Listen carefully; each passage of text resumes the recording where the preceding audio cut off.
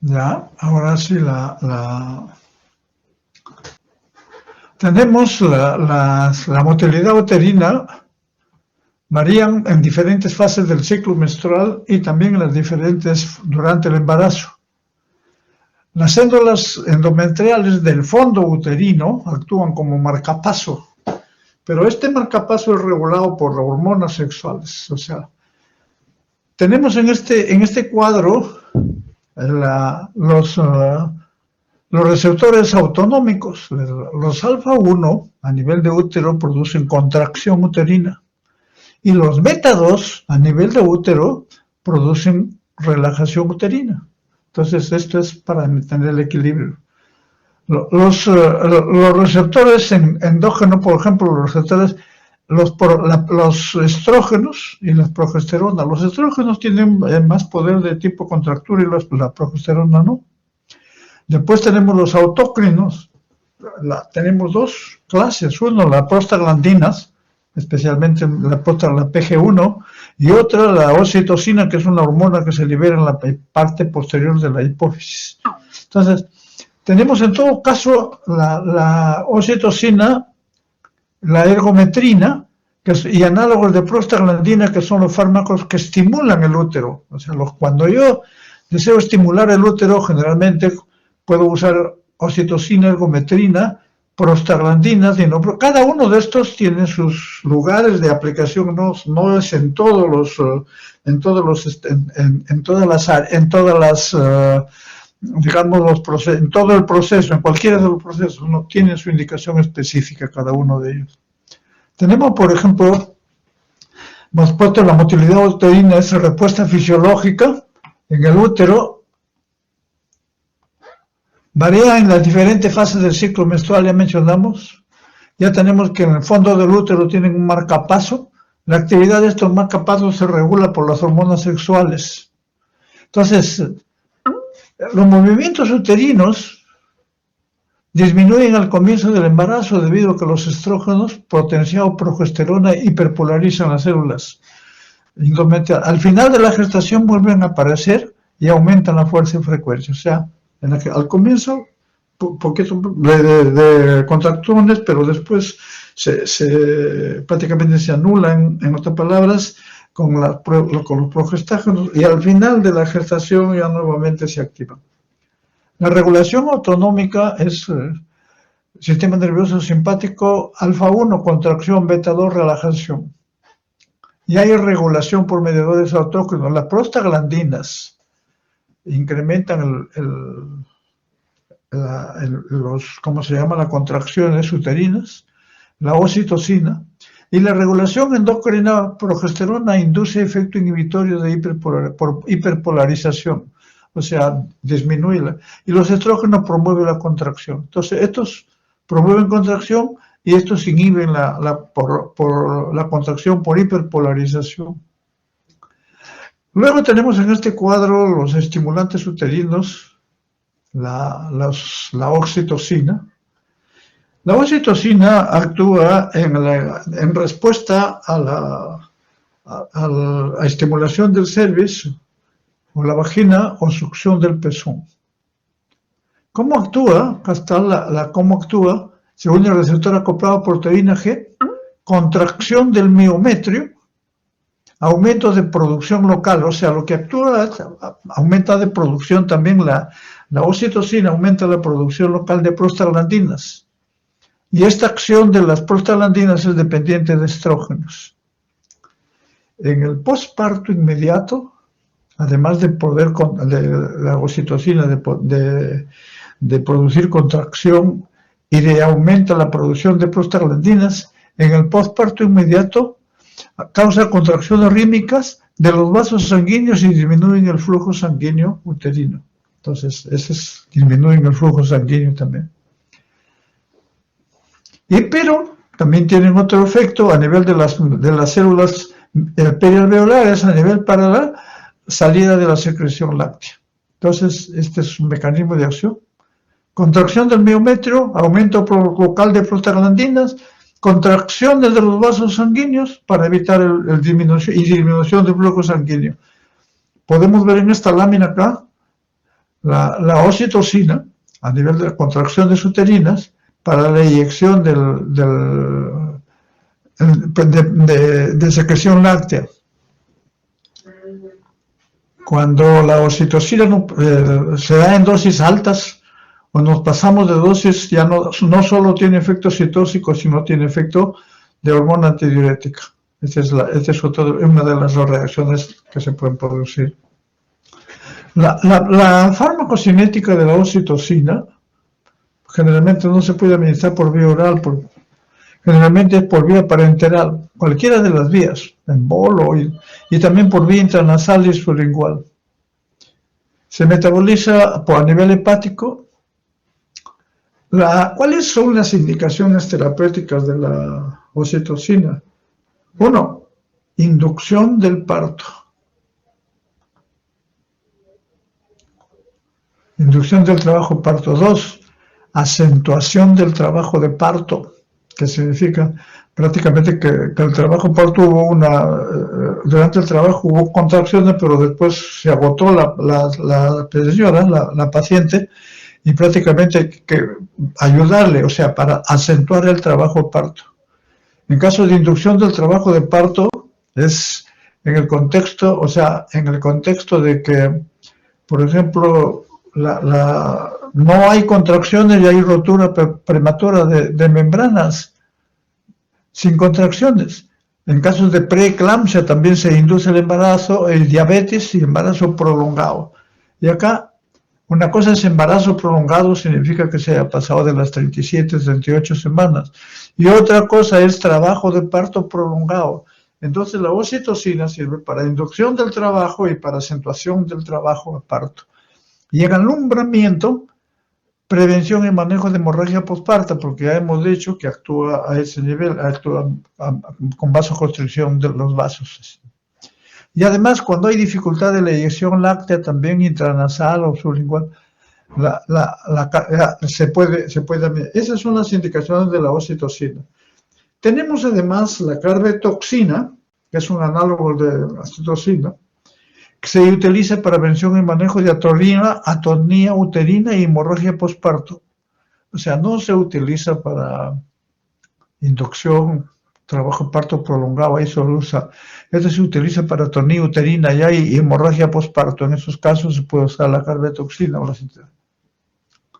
La ventaja que tiene la carbetoxina es que su duración de efecto es mayor, pero está contraindicado en pacientes hipertensos o con coagulopatías o problemas renales. Otro de los grupos farmacológicos, pero que ya no se están utilizando mucho, es la ergonovina. Producen contracción de la musculatura lisa uterina. Tiene su mecanismo de acción, al parecer, a través de los receptores alfa-adrenérgicos y a través de los receptores de serotonina, de 5-HT. Se administra por diferentes vías. ¿Cuál es la indicación de la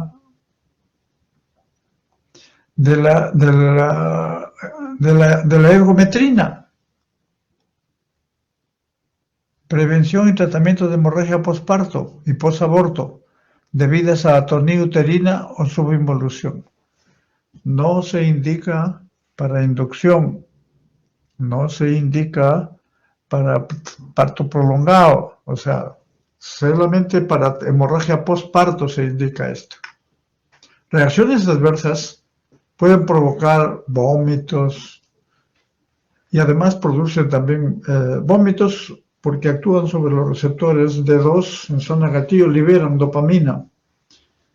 Tenemos ya entonces dos grupos de medicamentos, o sea, uno, la ergonovina, y otro, los opioides, que a nivel del centro quimioreceptor, del centro del accesorio del vómito, prácticamente se libera dopamina. Entonces, en estos casos, los vómitos producidos por estos fármacos generalmente se deben administrar con bloqueadores dopaminérgicos. Puede producir también vasoconstricción, aumento de presión arterial, vasoespasmo coronario, causante de angina. Por eso, esto solamente se utiliza para posparto hemorragia postparto. Interacciones con dopamina, bloqueadores beta-adrenérgicos. Aumenta la actividad vasoconstrictora con posibilidad de gangrena. La dopamina es un vasoconstrictor. Los bloqueadores adrenérgicos disminuyen el gasto. Contraindicaciones. No debe emplearse por tiempo prolongado. Usar con precaución en pacientes con enfermedades renales hepáticas. Está contraindicado en embarazo, trabajo de parto, amenaza de aborto, preeclampsia, todo esto está contraindicado. Está en la ergonomía. Bueno, ahora tenemos las prostaglandinas que hemos mencionado, que también intervienen en la contractura del útero. Generalmente se vienen por vía vaginal, rectal. Regula el transporte el transporte de calcio, contrae los músculos uterinos. ¿Para qué se usa? Controla hemorragia postparto, reblandecimiento y dilatación del cuello uterino. Entonces, si hay contracturas uterinas, si hay relajación del cuello uterino con dilatación y reblandecimiento, y hay contractura, generalmente por esto lo usan algunos para terminar el embarazo. Pero cuando estamos hablando de terminar el embarazo, es generalmente un embarazo, terminar el embarazo en personas que tienen riesgo. No estamos preconizándolo como abortivo, ¿no? En caso de aborto frustro, o sea, ya el feto está muerto, hay que eliminarlo, se puede usar esto. En feto muerto retenido, en mola hidatiforme también. Y lógicamente, para inducción de parto, cuando ya ha cumplido su época, cuando ya ha terminado, ya está en trabajo de parto, o necesita ser inducido, pues se puede dar las prostaglandinas, trabajo parto y maduración cervical. Entonces, esta es la idea. Pero no se debe utilizar, digamos, como abortivo. Y lo usan generalmente como abortivo a nivel asociado con la mifepristona. Por eso siempre mencionábamos. Hay algunos datos que refieren, habría que analizarlo con más detenimiento después, pero la mifepristona, asociado con el misoprostol, prácticamente tienen, como vamos a ver acá, sus efectos, cuáles son las ventajas y las desventajas, pero en estos casos, en aborto terapéutico en otros casos. Estas son sus propiedades farmacocinéticas, se elimina por leche materna, vía vaginal, disponibilidad 3 veces mayor, se puede aplicar por vía vaginal también. Metabolismo hepático, se elimina por orina. La eficacia, acá esto sí es importante, disminución de morbimortalidad asociada a aborto. ¿Qué significa? O sea, cuando se define por un aborto, lógicamente aborto terapéutico, no estoy hablando de otro tipo de aborto, yo personalmente no estoy de acuerdo. Entonces, sí con los abortos terapéuticos, que son conjunta médica inclusive, cuando se decide un aborto, o sea, tiene dos oportunidades, o le hace un legrado uterino, o utiliza las prostaglandinas asociadas con mifepristona. Entonces, si el uso de prostaglandinas disminuye la morbimortalidad asociada al aborto, o sea, esa es una ventaja. Pero cuando menos incidencia, por ejemplo, y en el caso de partos, ya cuando ya están al final del embarazo y están en partos, hay prolongación del embarazo, no mejora con la medicación que se le está dando. Entonces, algunos dicen, no, pásalo a la cesárea. Entonces, menor incidencia de inducciones fallidas en embarazo a término y reducción de cesáreas. Estas son las ventajas. Pero su uso es restringido por ser considerado como abortivo. Este es un abortivo, pero se puede usar, lógicamente, con médicos especialistas previas juntas y, lógicamente, en situaciones donde están indicadas. Las indicaciones por la Sociedad de Ginecobstetricia a nivel latinoamericano lo usan para inducción de parto, interrupción de embarazo pero con feto muerto, tratamiento de aborto incompleto, prevención y manejo de hemorragia postparto. Esas son las utilidades de esto. Las reacciones adversas pueden producir, como ven acá, estas son reacciones adversas: dolor, vómito, flatulencia, que generalmente pasan, pero el síndrome de hiperestimulación uterina, este es uno, y la ruptura uterina pueden ser complicaciones graves, tanto maternas como fetales, y hemorragia vaginal anormal. Entonces, esto hay que tenerlo muy presente, o sea, no es cuestión de darlo más al paciente, esto hay que tenerlo. Hiperestimulación uterina, ruptura uterina,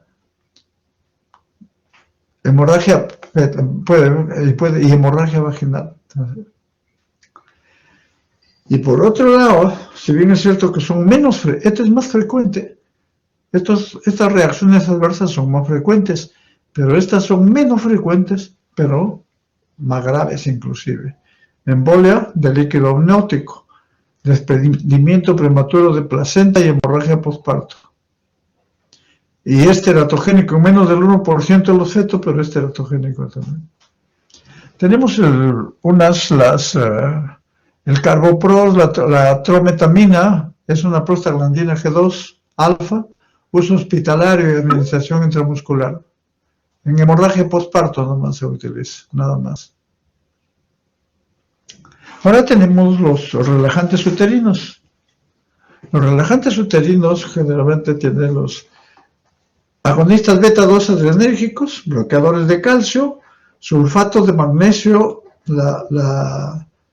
agonistas beta-2 adrenérgicos, bloqueadores de calcio, sulfato de magnesio, AINES, antagonistas de la oxitocina. Esto es importantísimo. Cuando se utiliza esto, generalmente los relajantes uterinos se utilizan cuando el paciente está con contractura muscular, con contracturas uterinas y todavía no está en momento el feto no está bien desarrollado, está con menos semanas, le falta desarrollo, etcétera. En esos casos y si hay contracturas hay que relajarle. Ahí se utilizan los relajantes. El único agente tocolíquido aprobado por la FDA es la ritodrina, porque tanto la terbutalina como el salbutamol, que son antiasmáticos también, broncodilatadores, reducen la mortalidad y dice, no hay estudio, no han demostrado efectividad en varios metaanálisis, o sea, son múltiples estudios en reducir la morbilidad y mortalidad perinatal. O sea, puede que lo prolonguen el nacimiento, pero igualito no disminuye la mortalidad perinatal en estos pacientes que hay contacto. O sea, no. En cambio, la ritodrina sí es la única y hay otros también que se utilizan también. Los bloqueadores de canales de calcio es otro grupo, el nifedipino, a través de la disminución del calcio intracelular. ¿Qué es lo que produce esto?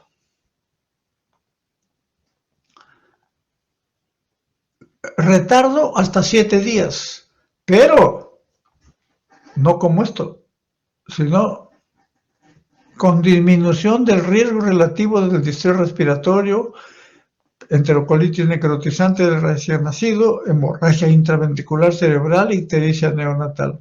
Esto disminuye, o sea, no solamente el nifedipino prolonga el parto, prolonga, digamos, el embarazo o retarda el nacimiento hasta 7 días, pero disminuye el riesgo de esto.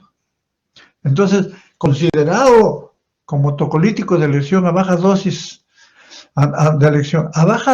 algunos combinan baja dosis de nifedipino y beta-adrenérgicos, mejoran la relajación uterina y menos RAM, o sea, con ritodrina, como puede ser con nifedipino u otros. Hay otros fármacos que son generadores de dióxido nítrico, relajación uterina, de fibras del abdomen. Han demostrado en el manejo de trabajo parto prematuro, pero no hay muchos datos al respecto. El sulfato de magnesio es su efecto en el útero es a través de hiperpolarización de la membrana plasmática, que reduce el ingreso de calcio a la célula. Pero, al igual que hemos visto en otros fármacos, metaanálisis recientes no han demostrado prolongación del embarazo, ni reducción de la morbimortalidad neonatal, por lo que no existe evidencia como tocolítico. ¿Se ha evidenciado algún beneficio neuroprotector de su uso en inminencia de parto pretérmino, al disminuir la incidencia de parálisis cerebral por más de 48 horas?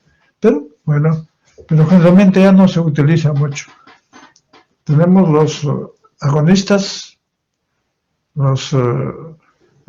beta 2, tenemos los bloqueadores de canales de calcio, sulfato de magnesio, que prácticamente ya no se está utilizando, inhibidores del ciclo oxigenasa, los AINES, no selectivos, disminuyen el riesgo de parto pretérmino al prolongar 3.5 semanas de embarazo, o sea, no 7 días, sino más de 3 semanas, como más de 20 días, 20 a 25 días, y aumentan el peso del feto de 716 gramos en el recién nacido, o sea, más de 700 gramos. Entonces, esto es importante, pero esto se puede dar en cualquier tiempo del embarazo. Digamos, si hay amenaza de parto prematuro en cualquier época, no, señor. Se considera terapia de primera elección en casos de amenaza y trabajo de parto pretérmino solo en embarazos menores a 32 semanas. No, nunca dar cuando hay en embarazos más de 32 semanas. Porque las reacciones adversas, cierre del ductus arterioso cuando se usan gestantes de 32-34 semanas. Puede haber también oligoamnios, hipertensión pulmonar, enterocolitis necrotizante, hemorragia intraventricular, anomalía cardíaca, etc. Por eso es que se utilizan antes en 32 semanas o menos. Antagonistas del receptor de oxitocina, tenemos el atosiban, bloqueo competitivo del receptor, logra prolongar el embarazo, reducir el síndrome de estrés respiratorio, disminuir la mortalidad neonatal. Esos son antagonistas del receptor de oxitocina. Aunque hay estudios que han puesto en duda estos beneficios, por lo que la FDA no ha aprobado su uso. Y otro de los fármacos, las hormonas en este caso, suprime la contracción uterina al inhibir la producción de citoquinas proinflamatorias y retrasa la maduración del cervix. Se utiliza en prevención de parto pretérmino en pacientes con riesgo elevado. O sea, tenemos todas las alternativas. Ahora vamos a pasar